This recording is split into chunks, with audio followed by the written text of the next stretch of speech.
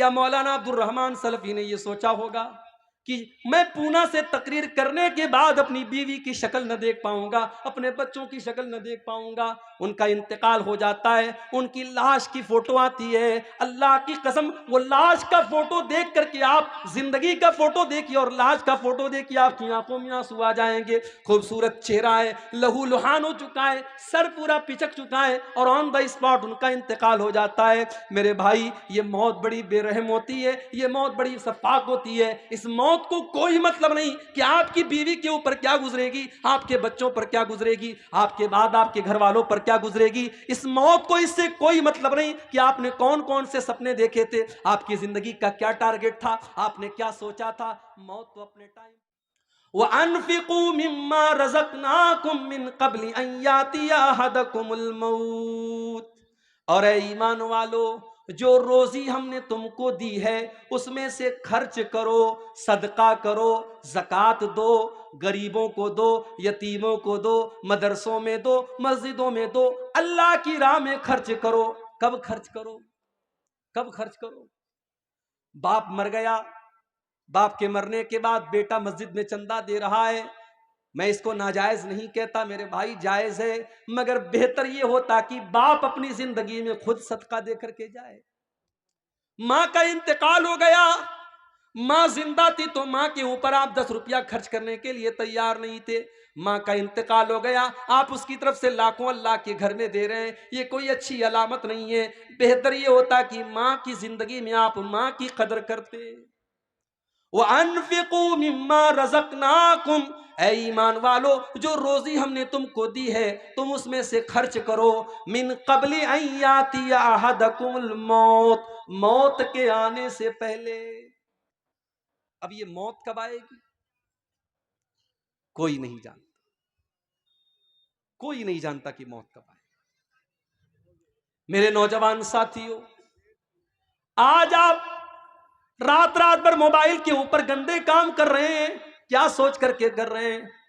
ابھی تو جوانی کے دن ہے، ابھی تو جسم کے اندر طاقت ہے، جب بڑھاپا آئے گا تو ہم بھی نمازی بن جائیں گے، ہم بھی داڑھی رکھ لیں گے، ہمارے ماتھے پر بھی سجدے کا نشان آ جائے گا۔ میرے نوجوان ساتھیوں، کیا آپ اس بات کی گارنٹی دے سکتے ہیں کہ آپ بڑھاپے تک زندہ ہی رہیں گے؟ ارے بڑھاپا تو بہت دور کی بات ہے، بڑھاپا تو بہت دور کی بات ہے، آپ تو اس بات کی گارنٹی بھی نہیں دے سکتے کہ کل کی صبح کا سورج آپ دیکھیں گے۔ ہمارے بڑے اچھے دوست تھے، نوجوان عالم دین تھے، بہار اور جھارکھنڈ میں ہم لوگوں نے ساتھ میں پروگرام بھی کیا تھا۔ ہمارے اتر پردیش کے رہنے والے تھے مولانا عبد الرحمن ساجد سلفی، ہمارے بنارس سے جامعہ سلفیہ سے انہوں نے پڑھائی بھی کی تھی۔ ممبئی کے اندر کرلا میں ایک مسجد کے امام تھے، بہت اچھے مقرر تھے اور بہت اچھے انسان تھے، خوبصورت بھی تھے، خوب سیرت بھی تھے۔ ابھی پچھلے ہفتے کی خبر ہے، مولانا عبد الرحمن صاحب ایک پروگرام میں پونا جاتے ہیں، وہاں پہ تقریر کرتے ہیں اللہ تعالیٰ کی توحید کے بارے میں، اس کے حقوق کے بارے میں۔ تقریر کرنے کے بعد رات ہی میں وہ ممبئی کے لیے چلنے لگتے ہیں، کیونکہ وہ ایک مسجد کے امام ہیں اور مسجد کی کمیٹی نے یہ کہہ کر کے رکھا ہے کہ آپ کو ہر حال میں فجر کی نماز میں رہنا ہے۔ او لوگو، مولوی کوئی روبوٹ تو نہیں ہوتا، مولوی کوئی مشین تو نہیں ہوتا، اس کے پاس بھی تو ضرورتیں ہو سکتی ہیں، اس کے پاس بھی تو مجبوریاں ہو سکتی ہیں۔ تم نے مولویوں کو مشین سمجھنا کیوں شروع کر دیا ہے؟ بند کر دو مولویوں کو مشین سمجھنا۔ مدرسوں میں پڑھانے والے مولویوں کو آپ نے 5,000 روپے کی تنخواہ پر رکھا، ارے 5,000 کی تو لوگ چائے اور پان کھا جاتے ہیں، پی جاتے ہیں۔ 5,000 میں وہ مولوی کس طریقے سے اپنے بچوں کا پیٹ پالے گا، کبھی آپ نے سوچا؟ وہ بیچارہ 10 سال تک مدرسے کی پتلی دال پی کر کے اور بغیر چھلا ہوا آلو کھا کر کے اس نے مدرسے میں پڑھائی کی، لوگوں کے دروازوں پر بھکاری بن کر کے جاگیر کا کھانا اس نے کھایا، اور آج جب وہ عالم دین بن کر کے آیا، آپ نے 5,000 میں اور 7,000 میں اس کو مسجد کا امام بنایا۔ شرم آنی چاہیے۔ مسجد کے امام سے زیادہ تو محلے میں جھاڑو لگانے والے کی اور صفائی کرنے والے کی تنخواہ ہے۔ شرم آنی چاہیے۔ اور اس کے بعد اتنی پابندی ہے کہ صاحب پورا محلہ مسجد میں نظر نہ آئے، اگر امام بیچارہ کسی دن فجر میں نہیں آیا مولوی صاحب آپ فجر میں نظر نہیں آئے، پورا ایک ایک نمازی جب تک پوچھ نہ لے اور تحقیقات نہ کر لے تب تک مولوی کو نہیں چھوڑے گا۔ اس کے پاس بھی تو ضرورتیں ہو سکتی ہیں میرے بھائی۔ اور ایک بہت بڑا فتنہ یہ بھی ہے، آپ نے امام صاحب کے لیے کمرہ بنوایا، بڑا احسان کیا، بڑے احسان کے ساتھ لوگ کہتے ہیں ہمارے یہاں امام صاحب کے لیے کمرے کا بھی انتظام ہے۔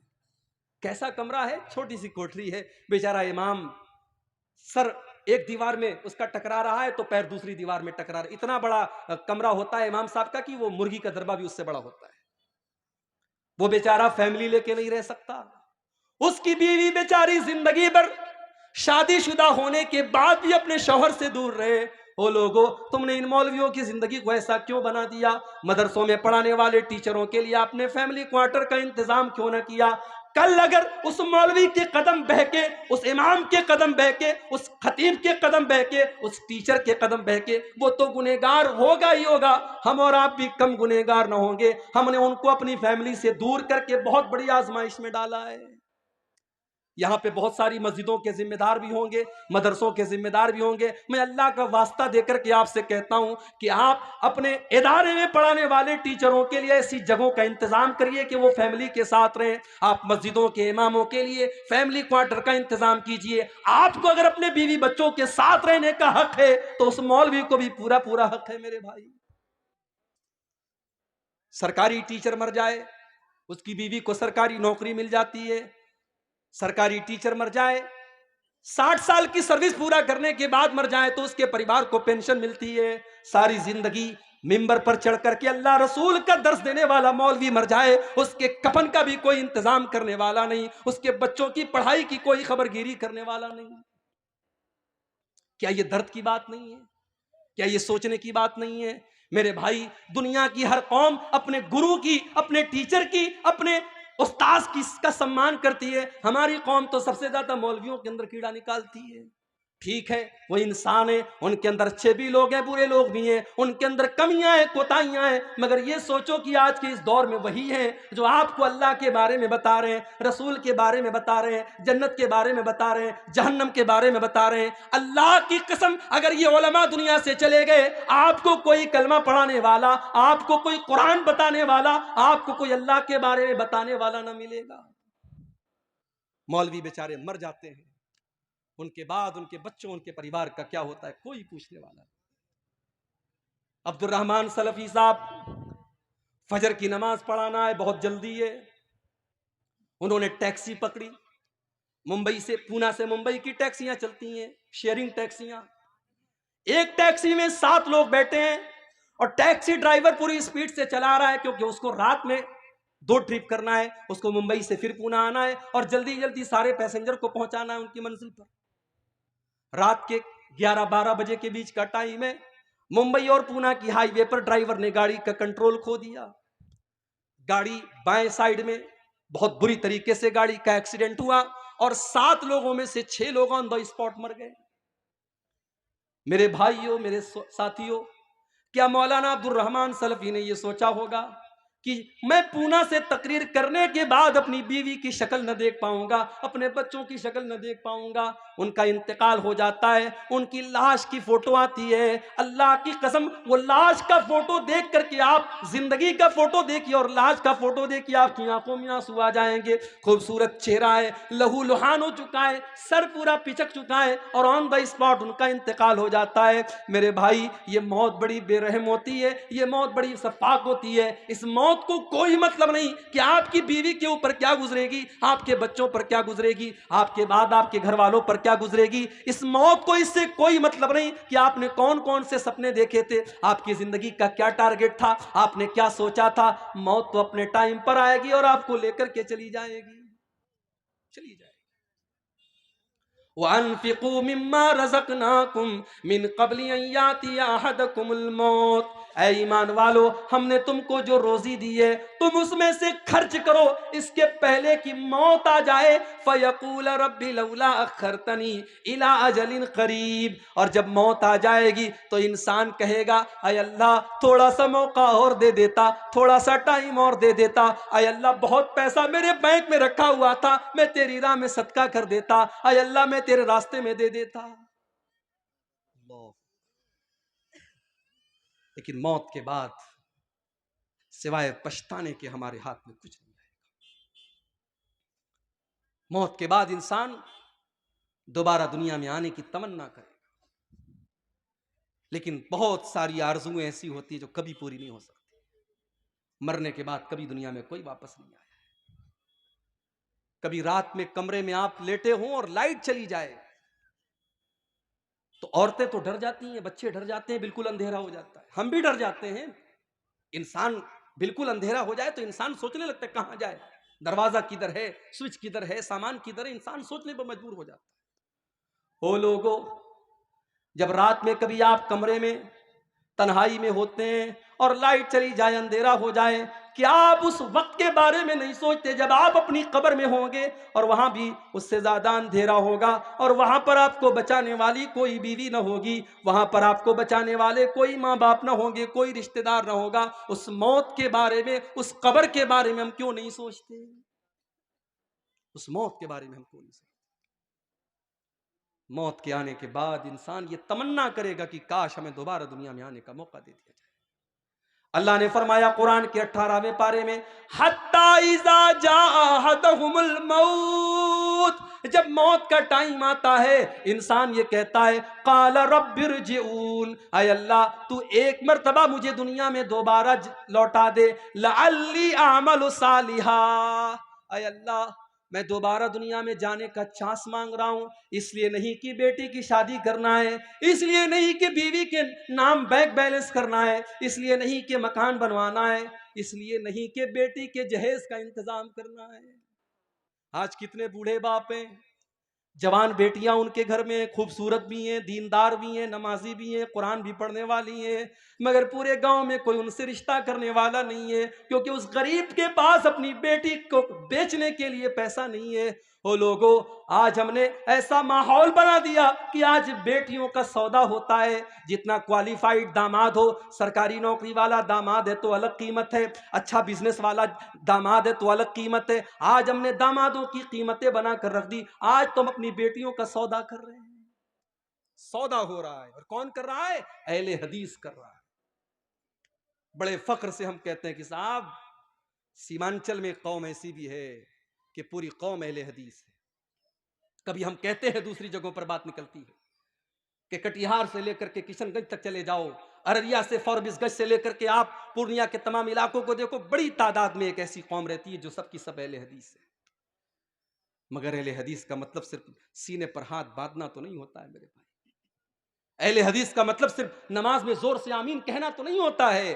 اہل حدیث کا مطلب ہوتا ہے قرآن و حدیث پر چلنے والا، اور اللہ کی قسم جو قرآن و حدیث پر چلے گا وہ جہیز کی ڈیمانڈ تو نہیں کرے گا، وہ جہیز کا لین دین تو نہیں کرے گا جو آج ہمارے یہاں ہو رہا ہے۔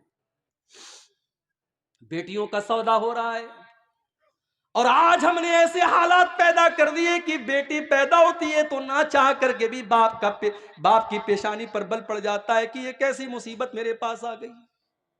اس کو پڑھانا بھی ہوگا، یہ جوان ہوگی تو زمانے کی گندی نظروں سے اس کو بچانا بھی ہوگا، جب یہ جوان ہوگی تو اس کو زمانے کی گندی نظروں سے بچانا بھی ہوگا، اس کو بے پردگی سے بھی بچانا ہوگا، اس کو بے حیائی سے بھی بچانا ہوگا، اس کے دوپٹے کا بھی خیال کرنا پڑے گا، اس کے کپڑے کا بھی خیال کرنا پڑے گا، اور جب بڑی مشکل سے یہ جوان ہو جائے گی تو پھر اس کے لیے جہیز کا انتظام کرنا پڑے گا۔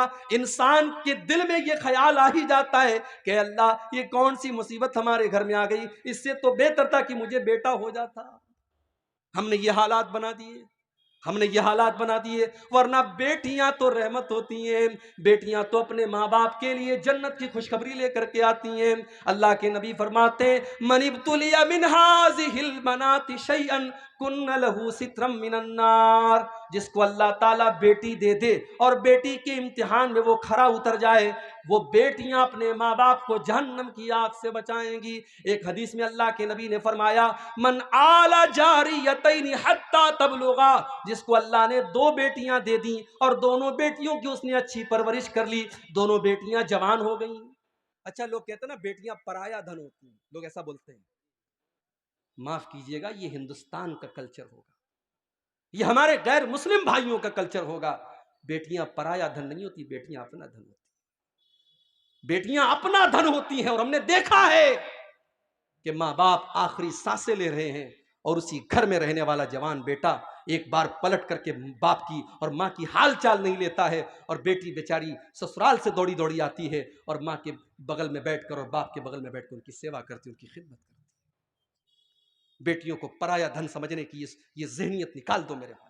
بیٹیاں ہمیشہ اپنی ہوتی، اور جس کو اللہ نے 2 بیٹیاں دے دیں، اور اللہ کے پیارے نبی کہتے ہیں کہ جس نے ان دونوں بیٹیوں کی پرورش کر لی یہاں تک کہ وہ دونوں بیٹیاں جوان ہو گئیں، تو قیامت کے دن وہ انسان اس حال میں آئے گا۔ اللہ کے نبی نے اپنی دونوں انگلیوں سے اشارہ کر کے فرمایا کہ جیسے یہ دونوں انگلیاں ایک دوسرے کے ساتھ ملی ہوئی ہیں، لگی ہوئی ہیں، بیٹیوں کی پرورش کرنے والا وہ باپ وہ ماں کل قیامت کے دن جنت میں میرے ساتھ اس طریقے سے رہے گا جیسے یہ دونوں انگلیاں ایک دوسرے سے ملی۔ مگر ہم نے جہیز کی اس رسم کی وجہ سے ہم نے آج بیٹیوں کو بوجھ بنا دیا، اور افسوس کی بات تو یہ ہے کہ مولوی حضرات کے ہاں بھی جہیز لیا جا رہا ہے، مولوی بھی اپنے بیٹے کی شادی پر جہیز لے رہا ہے، اور مولوی بھی اپنی بیٹی کی شادی پر جہیز دے رہا ہے۔ جہیز دینا مجبوری ہو سکتی ہے، لینا مجبوری نہیں ہو سکتی۔ اگر آپ لے رہے ہیں اس کا مطلب کہ آپ اس چیز کو جائز سمجھ رہے ہیں میرے بھائی۔ آپ اپنی غیرت کا اور اپنی عزت کا جنازہ خود نکال رہے ہیں۔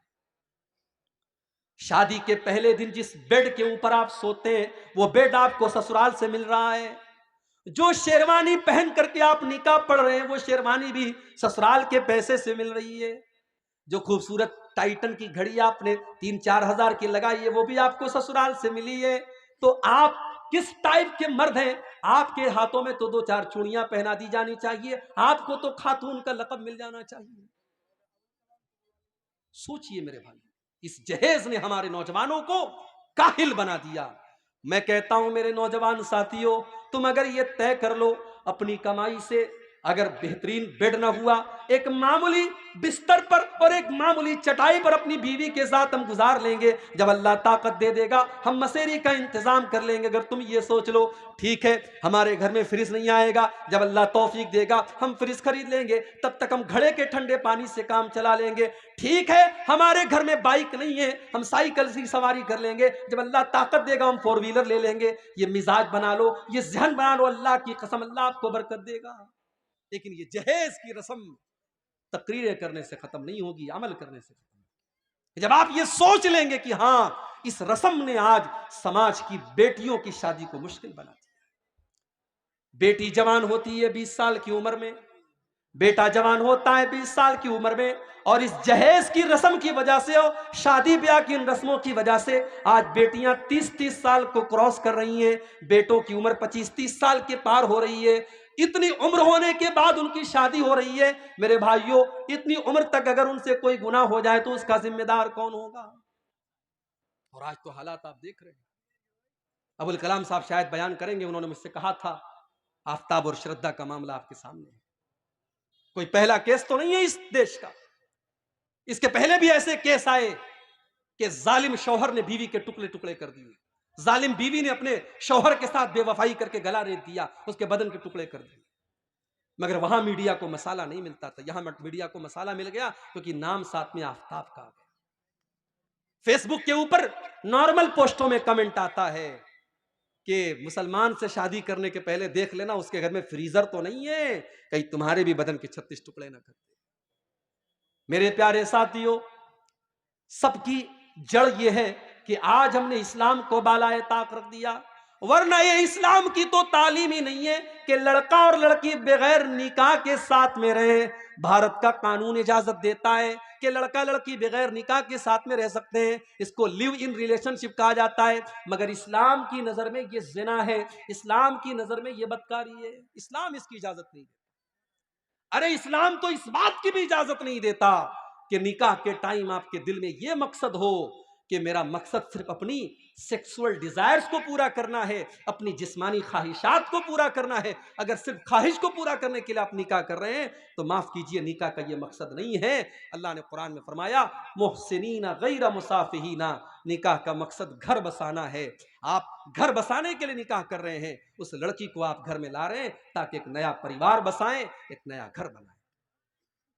تو جہیز کی اس رسم کی وجہ سے بھی آج سماج میں بڑی برائیاں ہوئی۔ اللہ نے فرمایا کہ اس کے پہلے کی موت آ جائے، اس کے پہلے کہ موت آ جائے تم اللہ کے راستے میں خرچ کرو. جب موت آ جائے گی تو تم یہ کہو گے کہ اے اللہ کاش تو مجھے تھوڑا سا وقت اور دے دیتا تاکہ میں تیری راہ میں صدقہ اور خیرات کرتا. اللہ نے فرمایا وَلَن يُؤَخِّرَ اللَّهُ نَفْسًا إِذَا جَاءَ أَجَلُهَا، لیکن جب موت کا ٹائم آ جائے گا تو ایک سیکنڈ بھی کسی کو مہلت نہیں ملے گی. ایک سیکنڈ بھی کسی کو مہلت نہیں ملے گی. ایمان تو فرعون بھی لایا تھا. جی ہاں، فرعون بھی ایمان لایا تھا. کب لایا تھا؟ جب موت کو سامنے دیکھ لیا. جب فرعون ڈوبنے لگا تو فرعون نے کہا آمنت بالذی آمنت بہ بنو اسرائیل، میں اس اللہ کے اوپر ایمان لاتا ہوں جس اللہ کے اوپر بنی اسرائیل ایمان رکھتے ہیں. اللہ نے فرمایا الآن وقد عصیت من قبل، اے فرعون تو اب جا کر کے ایمان لا رہا ہے، اب تیرے ایمان لانے کا کیا فائدہ، تیری ساری زندگی تو گناہوں میں گزری ہے. میرے نوجوان ساتھی، موت اپنے وقت پر آئے گی اور آپ کو مہلت نہیں دے گی. ایک آخری واقعہ بیان کر کے بات ختم کر رہا ہوں. مجھے ابھی فوراً نکلنا ہے پورنیہ کے لیے، ٹرین پکڑنی ہے. کل بنارس میں پروگرام ہے میرا اور وہ اپنے محلے کا اپنے گھر کا پروگرام ہے، وہاں شامل ہونا ضروری ہے. ایک آخری واقعہ سنا رہا ہوں، سعودی عرب کا سچا واقعہ. وہاں کے عالم دین نے لکھا ہے.